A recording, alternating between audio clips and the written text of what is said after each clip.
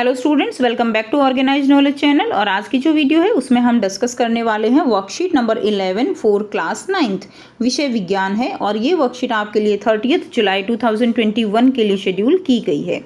आज की वर्कशीट का टॉपिक है बच्चों दाब, और दाब के बारे में आप पहले भी पढ़ चुके हो, सो उसी को हम रिवाइज यहाँ पर इस वर्कशीट में करने वाले हैं। सो वर्कशीट शुरू करने से पहले बेटा प्लीज़ चैनल को सब्सक्राइब कर लीजिए, बेल आइकन को भी प्रेस कर लो ताकि आपको आने वाली हर वीडियो की नोटिफिकेशन वो समय से मिल जाए। सो आपको यहाँ पर एक पेन दिखाया गया है। अब देखिए, आपको ये एक एक्टिविटी करके देखनी है। अपने हाथ में आप अपना पेन जो है वो ले लीजिए, तभी आपको महसूस होगा कि आपको एक्टिविटी जो है करते हुए कैसा अनुभव हुआ। एक बॉल पेन अपने हाथ में लीजिए। अब पॉइंटेड सिरे से इसे उंगली से दबाइए, ठीक है। तो जहाँ इसका पॉइंटेड सिरा होता है, जहाँ से आप लिख रहे हो, वहाँ से इसके ऊपर ऐसे हाथ रख के और इसको दबाना है। क्या यह चुभता है? तो बोलोगे बिल्कुल चुभता है। अब उसी बल से इसके दूसरे सिरे को दबाओ। अब आप दूसरी तरफ से, जहाँ से लिखने वाला पोर्शन नहीं होता, वहाँ से आपको दबाना है। अब आपसे पूछा जाए क्या अब ये वैसे ही चुभ रहा है जैसे पहले चुभ रहा था? तो आप कहोगे बिल्कुल नहीं चुभ रहा। तो क्या दोनों स्थितियाँ समान थी? आप कहोगे बिल्कुल नहीं समान थी। अब आपसे पूछा जाए कि सोचो ऐसा क्यों हुआ, तो आप क्या जवाब दोगे? आप कहोगे कि आगे से तो ये बहुत ज़्यादा जो है पॉइंटेड है इसलिए चुभा, पीछे से पॉइंटेड नहीं है तो इसलिए ये नहीं चुभा। बिल्कुल आपका आंसर ठीक है ना। तो आप समझेंगे कि ऐसा क्यों होता है। जैसा कि आप बल और उसके प्रभावों के विषय में जानते हैं कि बल के प्रयोग द्वारा किसी वस्तु की स्थिति, आकार, गति की अवस्था आदि में परिवर्तन किया जा सकता है। आपने इसके बारे में पहले भी पढ़ा है। आपके पास एक बैलून है, आप में बैलून में हवा भर दी, उसको हाथों के बीच में दबाइए, क्या होगा? उसका आकार भी चेंज हो जाएगा, उसकी जो है आप कह सकते हो उसके आकार में परिवर्तन हो जाएगा। आप कोई साइकिल चल रही है, आप बल लगाओगे, क्या होगा? उसकी गति की अवस्था में आप परिवर्तन कर सकते हो। तो यानी बल के द्वारा ये सारे कार्य आप कर सकते हो। परंतु बल का प्रभाव इस पर भी निर्भर करता है कि वह कितने क्षेत्रफल पर लग रहा है। यानी जब आप बल लगाते हो तो ये भी एक मेन कारक है कि आप जिस चीज़ पर बल लगा रहे हो उसका क्षेत्रफल कितना है। जैसे हमने अभी पेन के बारे में देखा कि पेन जो है, जो आगे से क्या है, बिल्कुल पॉइंटेड है, तो यानी इसका क्षेत्रफल कम है, और पीछे से इसका क्षेत्रफल ज़्यादा है। तो जब आपने कम क्षेत्रफल पर दबाव लगाया तो आपको ये चुभन महसूस हुई, लेकिन जब आपने उसी जो है बल से ज़्यादा क्षेत्रफल पर लगाया, वही दाब आपने, तो क्या हुआ? आपको वहाँ पर चुभन महसूस नहीं हुई। क्लियर है? तो ये एक मेन फैक्टर होता है दाब के लगने का। अब देखिए, जब बल किसी सतह पर लंबवत लगता है, यानी इस तरह से जब किसी भी सतह पर ऐसे लंबवत लगता है तो उसको हम क्या कहते हैं? उसको हम प्रणोद कहते हैं। याद रखेंगे, किसी सतह पर जो है लंबवत लगने वाला बल क्या कहलाता है? उसको हम प्रणोद कहते हैं। अब प्रणोद का प्रभाव बल की मात्रा के अतिरिक्त क्षेत्रफल पर भी निर्भर करता है। अब बल तो हम लगा रहे हैं, लंबवत बल लगा रहे हैं, लेकिन ये देखना पड़ेगा कि जिस वस्तु पर हम बल लगा रहे हैं उसका क्षेत्रफल कितना है। इसे एक अन्य भौतिक राशि दाब द्वारा दर्शाया जाता है। ठीक है, तो क्या बोलेंगे हम?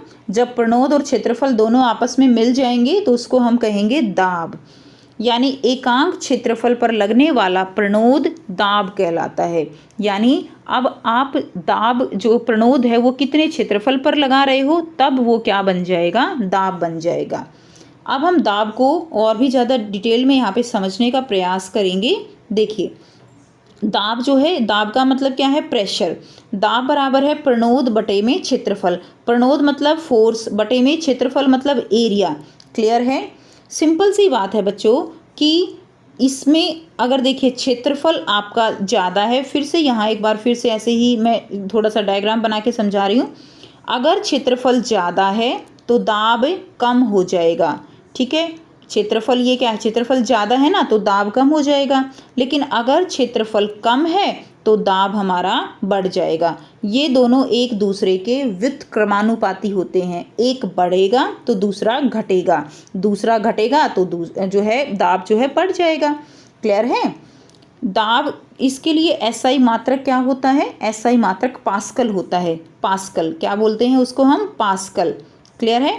अब पास्कल की जो है इसको हम क्या लिख सकते हैं? जो देखिए यहाँ पे दाब किसके बराबर है? बल और क्षेत्रफल के, ठीक है ना, बल बटे में क्षेत्रफल, उसी से यहाँ से SI मात्रक इसका निकाला गया है, वो क्या है, पास्कल, जो कि न्यूटन पर मीटर स्क्वायर के बराबर होता है। बल का जो इकाई होती है बेटा, बल की इकाई होती है न्यूटन, क्या होती है, न्यूटन। और एरिया को किस में मापते हो, मीटर स्क्वायर में, इसीलिए इसकी इकाई क्या हो गई, न्यूटन मीटर स्क्वायर।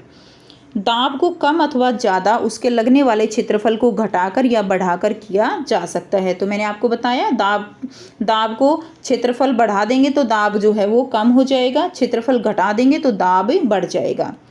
नेक्स्ट देखिए, प्रणोद के प्रभावी क्षेत्रफल को कम करके दाब को बढ़ाने के उपयोग, यानी एक चाकू से सब्जियां उसके तीक्ष्ण सिरे से सुगमता से काटी जा सकती हैं।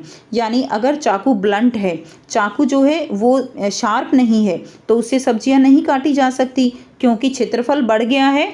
और आप जो दाब लगाओगे, क्षेत्रफल बढ़ने से दाब जो है वो कम लगेगा और सब्जियां नहीं कटेंगी। सेकंड दिया गया है, एक कील को दीवार में उसके नुकीले सिरे से लगाया जाता है। देखिए ये कील है, तो कील को जब आप दीवार में लगाओगे तो इसका नुकीला सिरा ही तो दीवार में लगाया जाएगा। अगर इसको पीछे सिरे से जो है दीवार में लगाने की कोशिश करोगे तो कभी भी कील दीवार के अंदर नहीं जाएगी। क्यों? क्योंकि नुकीले सिरे पे क्षेत्रफल कम है, जिसके कारण दाब ज़्यादा लगेगी, और दूसरे सिरे पे क्षेत्रफल ज़्यादा है तो दाब कम लगेगा।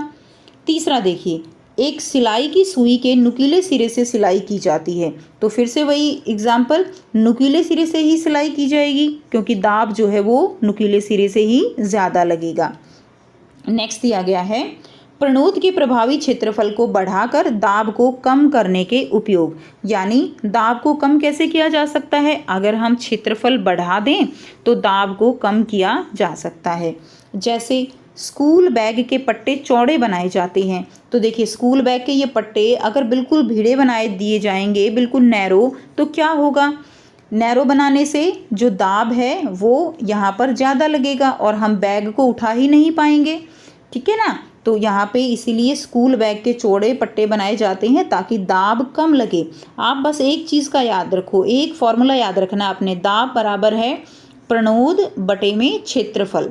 अगर आपने क्षेत्रफल बढ़ा दिया, चौड़े पट्टे कर दिए, तो दाब कम हो जाएगा।